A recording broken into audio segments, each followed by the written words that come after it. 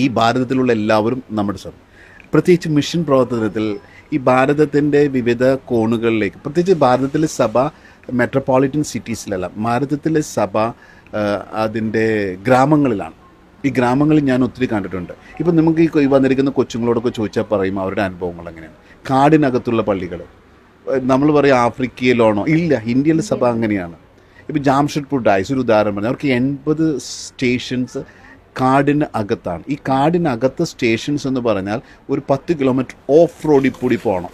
ഞാൻ ഈ ഓഫ് റോഡിൽ പോയിട്ട് എനിക്ക് നടുവേദന വന്നു, കാരണം എനിക്ക് യാത്ര ചെയ്യാൻ പറ്റുന്നില്ല. പിന്നീട് നടക്കണം. നടന്ന് ചെല്ലുമ്പോൾ, നമ്മളവിടെ ചെല്ലുമ്പോൾ ഒരു സജീവമായ ക്രൈസ്തവ സമൂഹത്തെയാണ്. അവർ യേശുവിന് വേണ്ടി ദാഹിക്കുന്നു. അപ്പോൾ അവിടെ അവരുടെ ഇടയിൽ പ്രവർത്തിക്കുന്ന സിസ്റ്റേഴ്സ് ഉണ്ട്, അവരുടെ ഇടയിൽ പ്രവർത്തിക്കുന്ന അച്ഛന്മാരുണ്ട്. അവരൊക്കെയാണ് വിശുദ്ധർ, ഭാരത സഭയിലെ അറിയപ്പെടാത്ത വിശുദ്ധർ. അവരൊന്നും ഒന്നും ആഗ്രഹിക്കുന്നില്ല. ഞാനൊരിക്കലും ജൊവായ് ഡയസ് എന്ന് പറഞ്ഞു കഴിഞ്ഞാൽ മേഘാലയയിലെ ഒരു രൂപതയാണ്.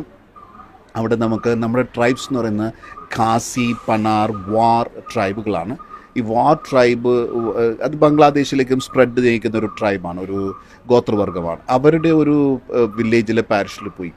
അന്നത്തെ അവിടുത്തെ ബിഷപ്പ്, ഇന്നത്തെ ഷിലോങ്ങിലെ ആർച്ച് ബിഷപ്പ് വിക്ടർ ലിൻഡോക്കാണ്. വിക്ടർ ലിൻഡോക്ക് ജൊവായ് ബിഷപ്പാണ്. അപ്പോൾ ബിഷപ്പിനോട് ഞാൻ പറഞ്ഞു, എനിക്ക് കുറച്ചിങ്ങനെ വില്ലേജ് പാരിഷുകൾ അല്ലെങ്കിൽ നമ്മളുടെ ഗ്രാമത്തിലുള്ള, അപ്പോൾ അങ്ങനെ 1-2 പാരിഷ് കൊണ്ടുപോയപ്പോൾ, ഒരു പാരിഷിൽ കൊണ്ടുപോയപ്പോൾ അവിടെ എല്ലാം പള്ളി വൈക്കോല് കൊണ്ടുണ്ടാക്കിയ പള്ളിയാണ്. പള്ളിയുടെ മതിൽ ഈ ബാമ്പു മുള കൊണ്ടുണ്ടാക്കിയതാണ്. അപ്പം ഞാൻ പിന്നെ വികാരിയച്ഛൻ്റെ മുറിയിലേക്ക് പോയി. വികാരിയച്ഛൻ്റെ വീടും വികാരിയച്ഛൻ താമസിക്കുന്നതും വൈക്കോല് കൊണ്ടുണ്ടാക്കിയ വീട്ടിലാണ്. ആ ബാമ്പു കൊണ്ട് മുള കൊണ്ടുള്ള മറച്ചിരിക്കുന്നത്. അപ്പം എനിക്ക് കണ്ടപ്പോൾ എനിക്ക് കരച്ചിൽ വരുന്ന സ്ഥിതിയാണ്, കാരണം ഭയങ്കര വിഷമം തോന്നി. അപ്പം ഞാൻ പറഞ്ഞു, അച്ഛൻ ഞാൻ എന്തെങ്കിലും പൈസ സ്വരൂപിച്ച് തരാം, അച്ഛനൊരു നല്ലൊരു ഇത്. കാരണം ഞാൻ അന്ന് ചെല്ലുന്നത് ഒരു സമ്മർ കാലഘട്ടം, ഒരു വേനൽ കാലഘട്ടമാണ് ഭാരതത്തിൽ. അപ്പോൾ നമ്മളുടെ നോർത്ത് ഇന്ത്യയിലൊക്കെ 42, പക്ഷേ അവിടെ അന്നത്തെ ടെമ്പറേച്ചർ ബിലോ 10 ആണ്. അപ്പോൾ ചില്ലാണ്. അപ്പോൾ തണുപ്പ് കാലത്ത് എന്തിരിച്ചു. അപ്പോൾ എനിക്ക് അവിടെ ചെന്നിട്ട് ഞാൻ 2-3 സ്വട്ടറൊക്കെ ഇട്ടാണ് ഈ അച്ഛൻ്റെ മേടക്കകത്തിരിക്കും. അപ്പോൾ ഞാൻ അച്ഛനോട്, അച്ഛൻ ഞാൻ എന്തെങ്കിലും പൈസയൊക്കെ സ്വരൂപിച്ച് തരാം. അപ്പോൾ അച്ഛൻ പറഞ്ഞു, സ്റ്റീവൻ പുറത്തേക്ക് വാ. സ്റ്റീവനച്ഛൻ പുറത്തേക്ക് വാങ്ങും. പുറത്തേക്ക് കൊണ്ടിട്ട് എന്നെ കാണിച്ചു. അപ്പം ഞാൻ നോക്കുമ്പോൾ മരങ്ങളുടെ ഇടയിലൊക്കെ കൊച്ചു കൊച്ചു വീടുകളുണ്ട്, എല്ലാം ഈ വൈക്കോല് കൊണ്ടുള്ള വീടുകൾ. ആ വൈക്കോല് കൊണ്ടുള്ള വീടുകൾ, ബാമ്പുകൾ. ഞങ്ങളുടെ ആളെല്ലാം ഇങ്ങനെയാണ്. എനിക്കത് മതി, ഞാൻ സന്തോഷവും എൻ്റെ ആളുകൾ സന്തോഷം.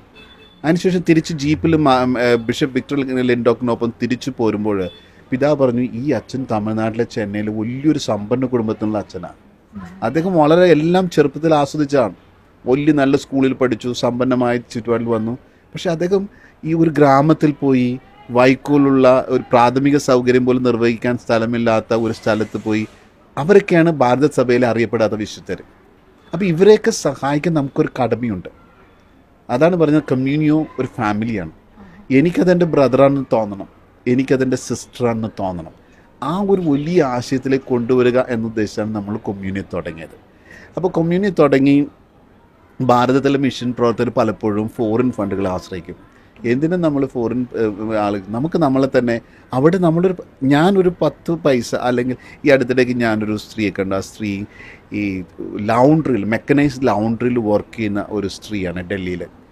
അപ്പോൾ എന്നോട് വളരെ ഡിവോട്ടറായിട്ടുള്ള ഒരു എൽഡർലി ലേഡി. അപ്പോൾ ഞാൻ 5 ദിവസം വർക്ക് ചെയ്യുന്നത് എൻ്റെ ഫാമിലിക്കും, ഞായറാഴ്ച അവധി, ശനിയാഴ്ചത്തത് സഭയുടെ മിഷനും വേണ്ടിയിട്ടാണ്.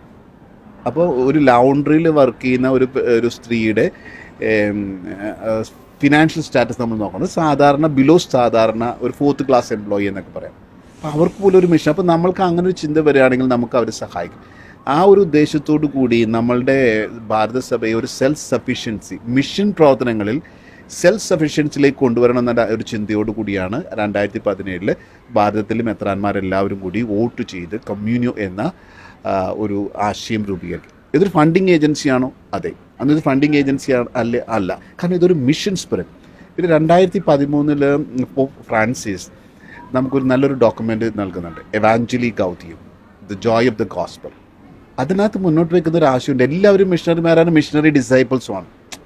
നമ്മൾ മിഷണറിമാർ മാത്രമല്ല, യേശുവിൻ്റെ പാദാതിൽ ഇരുന്നു കൊണ്ട് മിഷൻ അനുഭവിക്കുന്നവരും അത് പഠിക്കുന്നവരുമാണ്.